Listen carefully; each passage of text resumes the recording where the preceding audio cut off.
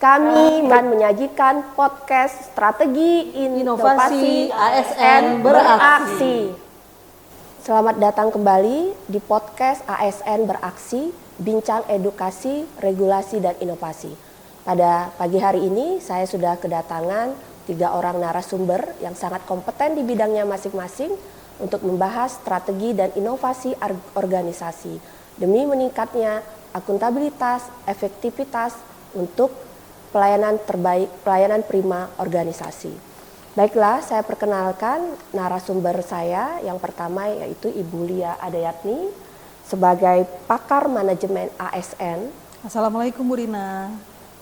Kemudian narasumber kedua saya adalah Bapak Suhadi, SOS MSI. Assalamualaikum, selamat siang. Beliau adalah seorang inovator IT atau pakar smart ASN. Dan selanjutnya adalah Ibu Nurlela SE. Beliau adalah seorang analis SDM aparatur dan kami sebetulnya juga ada seorang narasumber yaitu Bapak Saparilis SAG MSI.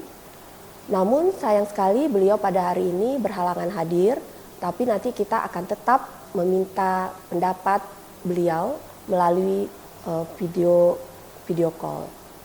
Baiklah Bapak Ibu, Sobat ASN, kita langsung saja berbincang dengan ketiga orang narasumber kita yang hebat-hebat ini. Senang sekali semuanya pada bersemangat ya Bapak Ibu ya. Semangat. Alhamdulillah. Ini adalah problem yang terjadi yang dihadapi oleh di Kabupaten Nusantara kita yang tercinta ini, yaitu tentang pelayanan di Disduk Capil. Kita sering sekali mendengar keluhan dari masyarakat dari persoalan pengurusan KTP. Ini mungkin juga problem yang terjadi di kabupaten kota lain. Nah, untuk itu kita akan mengupas tuntas di podcast kita pada pagi hari yang berbahagia ini. Nah, antrean kan kita dengar nih Bapak Ibu kalau mengurus KTP itu kan susahnya minta ampun ya, bukannya secara gampang, tapi ini antreannya panjang. Kadang-kadang yang dikeluhkan masyarakat, mereka tuh sudah datang ke sana, tapi suka di banyaknya kertas permohonan, kemudian banyaknya birokrasi, kemudian waktunya juga lama. Nah, Bu Lia Adayatni sebagai pakar manajemen ASN, menurut Ibu, ini problemnya di mana nih Bu? Baik, terima kasih Bu Rina yang cantik sebagai host kita pada siang hari ini. Kalau kita bedah dari kacamata manajemen ASN, ini adalah potret krisis profesionalisme. Pelayanan yang berbelit dan adanya celah pungli itu melanggar kode etik dan nilai dasar ASN. Masalah utamanya ada di sistem pengawasan yang lemah dan SOP yang sudah usang. Nah, pegawai merasa aman-aman saja meskipun kerjanya lambat karena evaluasi kinerjanya juga tidak berjalan atau tidak fleksibel. Izin menambahkan sedikit menyambung dari Bu Lia tadi, kalau dari sisi SDM mungkin kita melihat kurangnya motivasi kerja ya sepertinya saat ini di Kabupaten Nusantara ini, reward dan punishment kita mungkin masih belum selalu jelas. Jadi ada pegawai yang rajin, tapi tetap sama gajinya dengan pegawai yang malas gitu. Terus tidak adanya apresiasi dan sehingga core value berakhlak itu hanya omongan saja. Jadi belum menjadi budaya kita gitu. Lead service ya Bu Nurlela ya. Wah, ini menarik sekali nih Bapak Ibu narasumber. Jadi dari sisi manajemen dan SDM rupanya kita sedang sakit nih. Tapi sepengetahuan saya dan masyarakat di luar sana, bukannya kita sudah ada IT nih. Bagaimana nih Pak Suhaidi sebagai pakar IT? Mau dibilang pakar sih nggak pakar juga nih kan. Iya. Jadi begini Ibu Lia dan teman-teman semua, para narasumber kita yang cantik-cantik kita pada hari ini. Ini kalau kita lihat kan SDM kita sekarang ini kan rata-rata sudah melek IT ini. Rata-rata di kantor kita semua kan sudah ada komputerisasi. Semuanya sudah ada alat-alat. Jangankan di komputerisasi di kantor. Di tangan kita sendiri sudah ada gadget yang bisa kita gunakan. Nah, kalau saya lihat di digital kulturnya ini. Jadi digital kultur ini budaya menggunakan alat digital yang kurang kalau kita bisa bilang kurang mumpuni lah. Nah, jadi perlu kita tingkatkan. Kalau kita hubungkan dengan Smart ASN ini memang perlu kita tingkatkan supaya kultur daripada ASN itu sendiri di dalam menggunakan barang-barang produk-produk digital ini bisa perlu ditingkatkan lagi seperti itu. Nah, jadi kalau bagi kami yang terpenting adalah bagaimana kita membangun budaya kultur digital di dalam kantor atau di dalam tempat kita bekerja oleh ASN ini sebagaimana kita ketahui supaya lebih bagus lagi ke depannya. Itu Bu yang perlu saya sampaikan barangkali. Iya. Ya. Sebetulnya kita juga ingin mendengar pandangan atau dari perspektif Pak Saparilis selaku beliau adalah seorang pakar dari pelayanan publik. Apa kita mau lakukan V-call aja atau gimana ya? Atau kita coba V-call ya? Boleh. Ya. Sebentar ya Sobat ASN, saya coba V-call beliau dulu.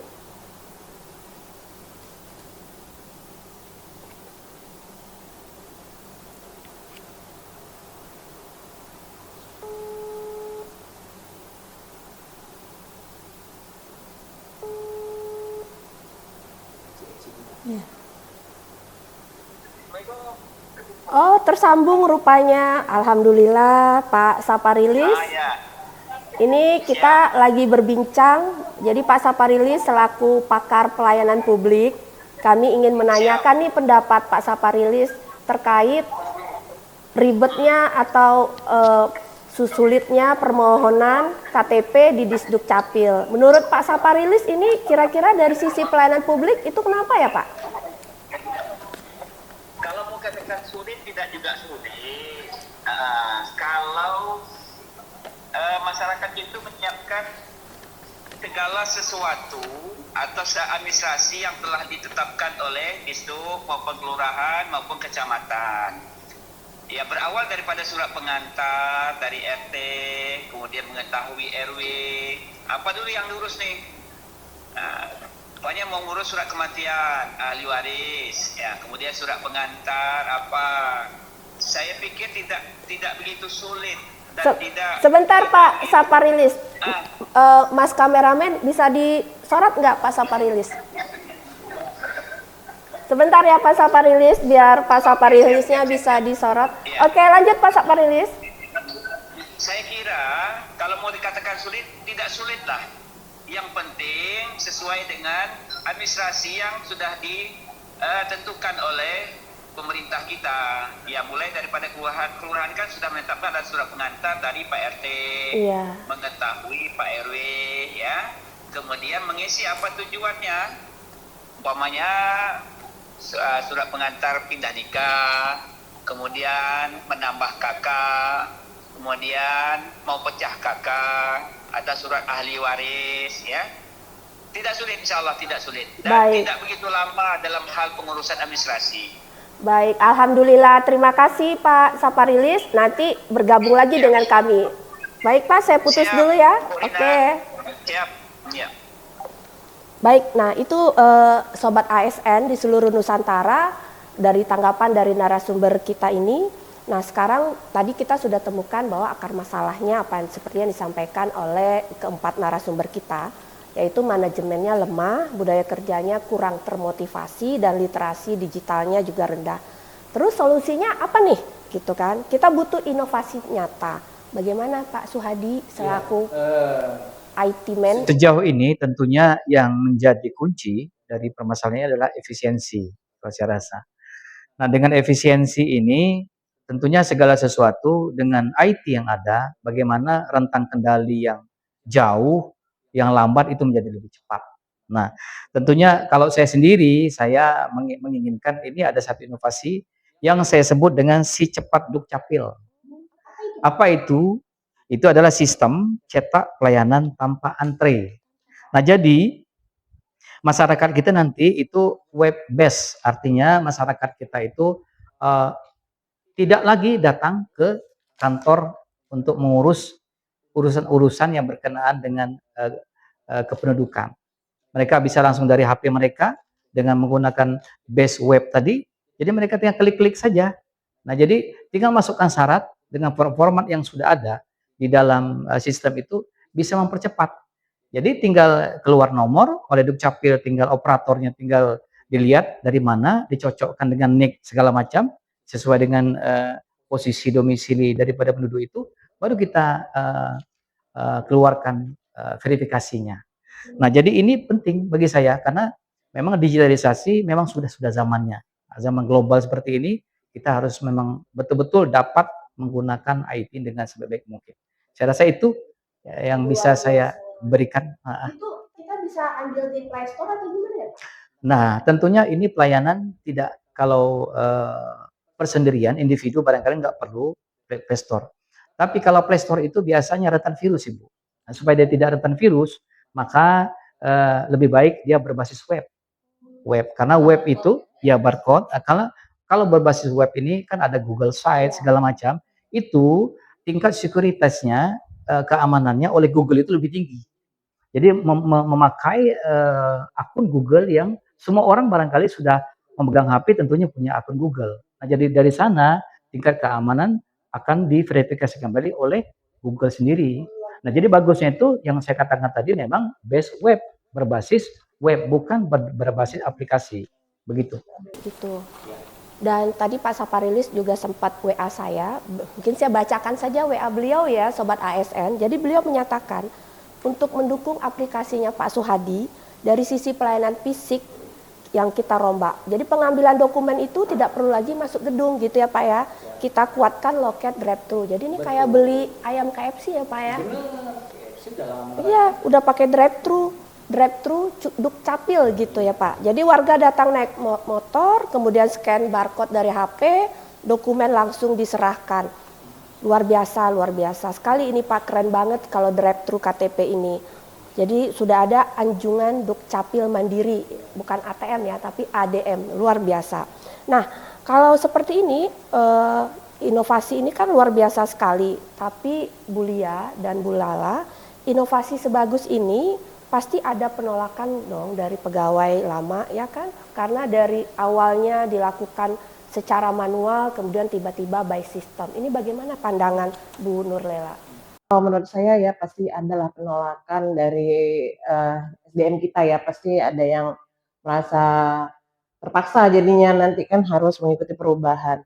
Nah, mungkin kita perbaiki dulu SDM-nya, mungkin sebelum aplikasi ini launching mungkin kita bisa in-house training dulu untuk penguatan literasi digitalnya, mungkin seperti itu.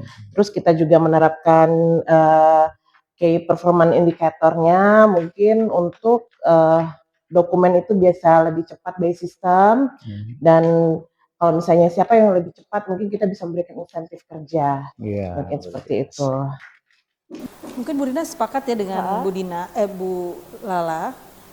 Sebagai tambahan mungkin strategi dari manajemen ASN-nya, mungkin kepala dinas juga harus merutinkan untuk rotasi bagi pegawai-pegawai yang berada di loket terdepan gitu.